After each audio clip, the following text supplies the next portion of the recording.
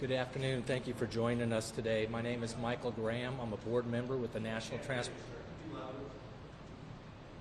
Is this not working? You gotta be closer. Okay. My name is Michael Graham. I'm a board member with the National Transportation Safety Board. Joining me today is our investigator in charge, Brian Young.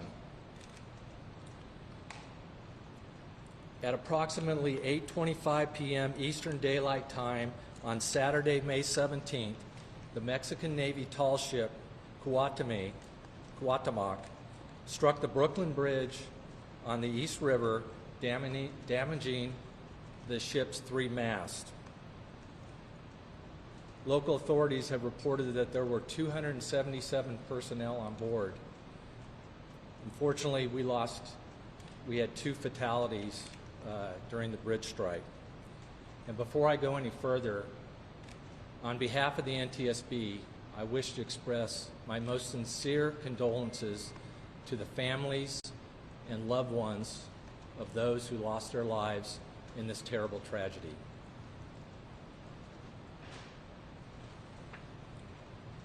The NTSB arrived on scene late yesterday afternoon and throughout the evening, and our first day on scene was this morning, starting today.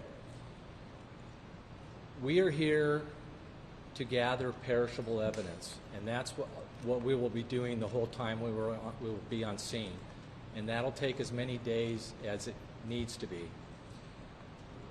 This is the start of a long process. We will not be drawing any conclusions. We will not speculate. We will also not be determining the probable cause while we're on scene. The information that I provide today, that we provide today, is preliminary and is subject to change throughout the investigation. What you can expect from us is within 30 days we will have a preliminary report. A normal full investigation, which this is for an accident, our investigations take normally between 12 months to 24 months, with one stipulation. If we see some significant safety issue during the investigative process, we could put out an urgent safety recommendation for that issue. We will be looking into three main areas while we're on scene. First being the crew and the operation of the crew, the vessel and the condition of the vessel, and finally the environment, and that includes the weather, the wind, the current, the tide, and the operating environment of that. This morning we had an organizational meeting, and we set up various teams, split up into different teams, and they are currently nautical operations, marine engineering, bridge engineering, survival factors, and recorders. We are currently working with our counterparts with the Mexican government to gain access to the ship. We are optimistic that we will have that access very soon. In the meantime, we are working to set up parties to the investigation. The U.S. Coast Guard is always a party to marine investigation. They're automatically a party. And we thank them for getting on scene very quickly. And we do appreciate all their support so far in supporting our lead in this investigation. The bridge team from our Office of Highway Safety has been working today with the New York City Department of Transportation, and they were doing a survey with the department there, and they have affirmed at this point that there is no significant structural damage to the load-bearing elements of the bridge. There is some damage on one of the travelers, which they use to access and survey the bridge at this point, but nothing structural from the bridge is an issue at this point. I will point out that the NTSB has long had an interest in bridge safety, including bridge strikes. Just 2 months ago, we released an interim investigative report about the collapse of the Key Bridge in Baltimore after it was struck by the dolly, in which we made urgent safety recommendations to numerous bridge owners. These included recommendations to calculate the risk of bridge collapse after being struck by a ship, and if that risk is over an industry threshold, to take steps to mitigate the risk. We have received comments back from the New York City Department of Transportation. We just received it. We're in the process of evaluating it, but accordingly they have reported that they have run the assessment and their threshold, their calculation is below the threshold. Sure, you bet.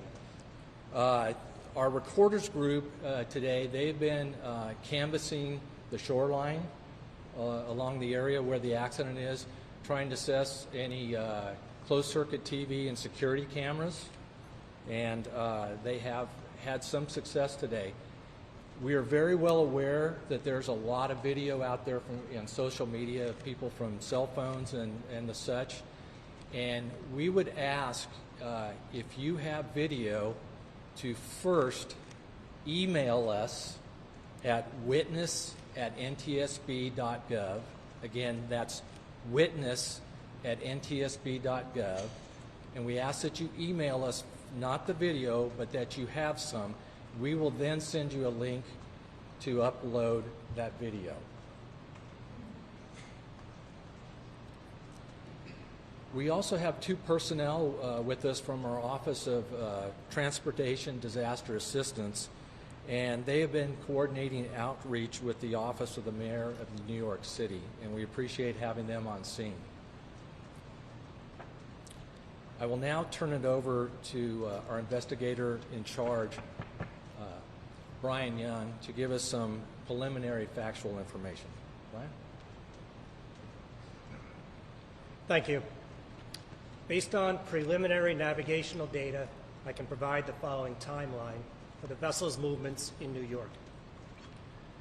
The vessel arrived on May 13th around noon and docked port side 2 at Pier 17. The vessel remained there for about 3 days, and at 8:20 p.m. on May 17th, with the assistance of a tugboat, began backing away from Pier 17. The intent was to sail south down the East River and head for sea. Preliminary weather report at this time was dusk conditions, westerly winds about 10 knots, and the current was about 0.3 knots towards the bridge. Upon departing the pier, the vessel's astern motion and speed increased up to 6 knots. And at 20:24 or 8:24 p.m., a VHF radio broadcast was sounded requesting assistance from other tugboats in the area of the Brooklyn Bridge. That was followed by 2 other requests for assistance. And at 8:24 and 45 seconds, the vessel's mast struck the underside of the Brooklyn Bridge. At 8:27, the vessel came to a stop. And at 8:30, both NYPD and FDNY assets were on scene.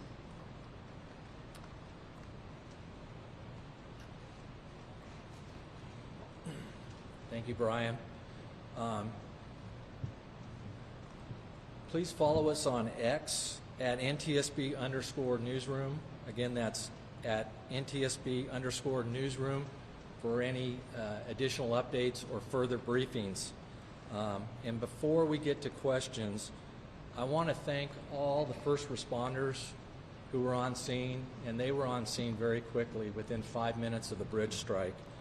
And I'd also like to thank the ongoing coordination by the New York City Emergency Management.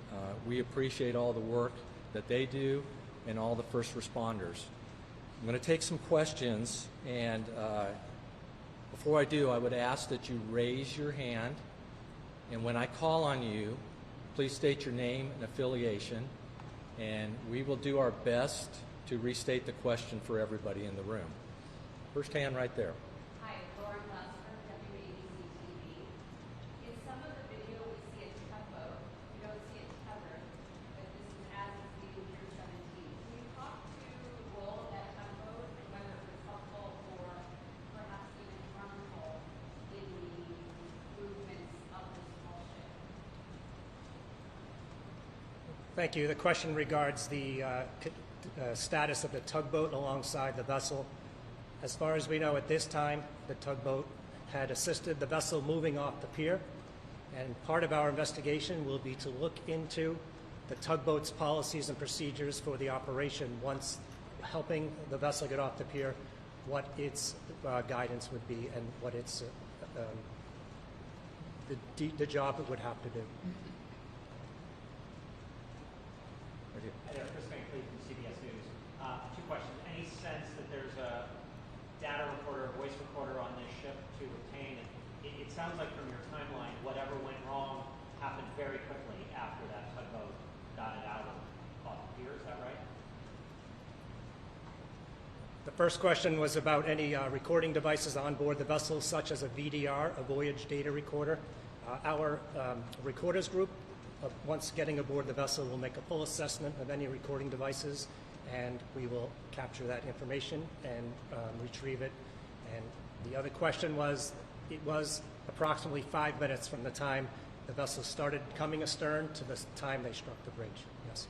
So you don't know at this point if there's a recorder? We don't know at this time, not yet. Right here. Two questions as well. Number one, why wasn't the ship towed out of the harbor towards Bay Bridge? Why did you decide to opt using the towboat? And then, as far as what you're exploring is what might have caused the ship to hit the bridge, has there been any discussion over whether this was an engine failure or anything else that might have led to this? Okay, I read about 3 questions in there. Would you ask the first one again? Yeah, where is it? So the first was, why was the ship towed out of the harbor towards Bay Bridge? Why the decision not to use a towboat? The question pertains to the use of a tugboat departing the harbor. Again, we are going to be, that's part of our nautical operations investigation, where we look at the procedures on what is the normal operation for a tugboat assist departing a pier and leaving the harbor. Okay, thank you. And then as far as what you might be exploring as the potential causes that may have led to the boat to hit the bridge, has there been any sort of discussion over whether this was an engine failure or what might have led to this happening? The question pertains to a possible cause of the bridge strike, possibly as an engine failure, and we have an engineering group led by myself, which am an engineer, and we will look at the status of the engine. We'll look for any failures, we'll look for engine inspections, and we'll talk to the crew on what may have possibly occurred with the engine. And additionally, if the engine has any sort of ECM or electronic control modules, we'll grab that electronic evidence as well. We need to go to somebody else. I will also state, too, we haven't had a chance to do any interviews at this point. We need to interview the tugboat pilot, the harbor pilot. We'd like to, the captain of the ship, and there's a lot of some other crew members we want to do, but we haven't had that chance. And again, we are not determining a probable cause, and we're not going to speculate about one because we haven't gathered enough information yet. We're just at the beginning of gathering the factual information. There's a question right here. Hi there, Mark Morales from Two questions. You mentioned for the 6 knots. Is that typical for the boat when it's leaving, or was there some sort of acceleration? The other question I had was when you talked about the timeline, you said that the boat left at 8:20, and at 8:24, the tugboat was called for help. When during that 4-minute period was it determined that the boat was out of control? I guess what I'm asking is when was the earliest was that the earliest time that the tugboat could call for help? It seems like that was only seconds before they struck the river. It would have been too late. Okay. Go ahead and state the first question. The 6 knots. Was that typical of this kind of a thing, or was there some sort of another acceleration? Or was that standard located at that time? The question regards the speed of the vessel at the time it made contact with the bridge, and it was at 6 knots. We are going to be accessing all the different electronic data to determine at what point the vessel began accelerating. We do have a bit of time where it was maintaining a constant speed of about 2.3 knots, and then the speed began to increase. And that's something we will be looking into as part of our engineering assessment of the operation of the engine. And what time is it? I'll have to check the data, but we have certain data points that we would be able to look at. And the request for help, we had one bit of navigational data that we were looking into. It was the VHF radio. There may have been phone calls. There may have been a cell phone call that we haven't yet discovered. But the first bit of evidence that we have that any VHF conversation was had was at 8:45. I'm sorry, I said 20:24 and 45 seconds. In the back. I'm sorry if you addressed me. I'm sorry from number one. Sorry if you addressed this already. It's hard to hear back there. The NYPD put out a preliminary report saying that there was a power failure of some sort of mechanical issue. I understand you're not drawing conclusions now. Do you have any idea where the NYPD may have gotten that information from? Okay, the question's about the NYPD basically putting out preliminary information about maybe a power outage to the engine or something like that. We don't know where they got that data from. We have, like Brian has told us already, we haven't even had chance to access the engine, so we don't know that. We haven't had a chance to look to see if there's any recorded data or anything like that. So we're not sure where they got that from. But that'll be part of the investigation too. If somebody has information like that, where did they get it from? We don't know at this point. Okay, I'm gonna come back over. Back in the back. A little louder, please. I know the air conditioning is really loud. Do you have any information about the ship departed early into the conditions? I'm sorry, say it again. So, do you have any information that the ship departed early, that it was supposed because the weather conditions? Ship. Okay. The question is, do we have any information that the ship departed early because of the weather coming in? We have no information on that at all. We haven't had a chance to talk to any of the crew at this point. Okay. And why is that? We are waiting. The question is, why haven't we had a chance to talk to the crew yet? We are working with our counterparts in the Mexican government to gain access to the ship, and hopefully with some of the crew members to be able to interview them. Not unlike the harbor pilot, the docking pilot, we're going to interview them here in the near future. Question? Have you gotten any response from the Mexican government? Have you actually spoken to some officials, or you are waiting to see if you are making any response? The question is, have we spoken with the Mexican government and all? We have our officials, our counterparts on the other side. Our general counsel is working with them at this time. We're also working with the vessel agent. And we are very well aware that there's also other crews that the city would like to move the ship to a salvage yard very soon, and there's going to access that needs to be done so that they can actually assess the hull integrity from inside the ship, hopefully also. Another question right here. Sir, two questions for you. First, where exactly is the crew now and where is the ship now? And then secondly, in previous bridge strikes, what have been the spectrum of causes? Can you just take us through that? Okay, you wanna- The first question was, where are the crew and the ship at this time? They are docked on the east side of Manhattan, and the intent is, once it is deemed that the vessel is structurally sound, they will tow it to a repair facility. And they're living on the ship, living there? Yes, the crew is living on the ship right now. And then the second question about the spectrum of possible causes in previous bridge strikes in the U.S. Give me the whole question again. Sure. Can you just take us through the spectrum of past bridge strike causes?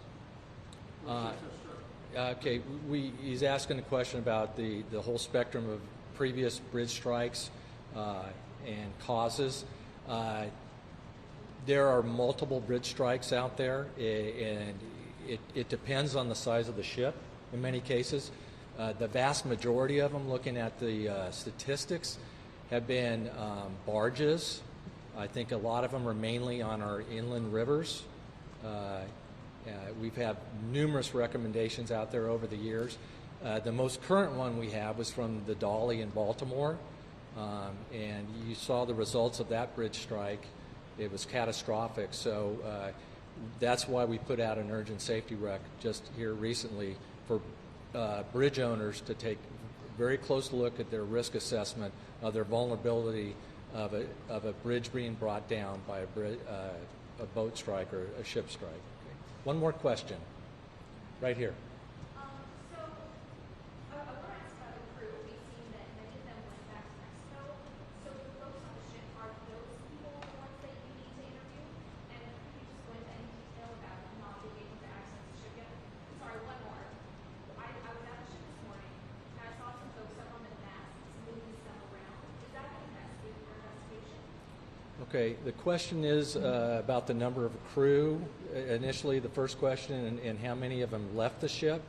It has been reported that the city of New York helped approximately 179 cadets leave the country last night to go back to Mexico. And it has been reported also by the city that there are, I believe it's 94 crew members on board working. The other part of the question was about people working up in the mast. Earlier today, yes, I was on scene myself on the dock. We did see some crews up there. I don't want to speculate what they're doing, but I know there is concern by everybody, especially those that are going to help move the ship to a shipyard, that we need to secure the mast up there, since some of it is broken off and it's entangled in the lines. So those are obviously going to have to be secured before the ship is moved, so that doesn't create another hazard. Okay? Thank you very much.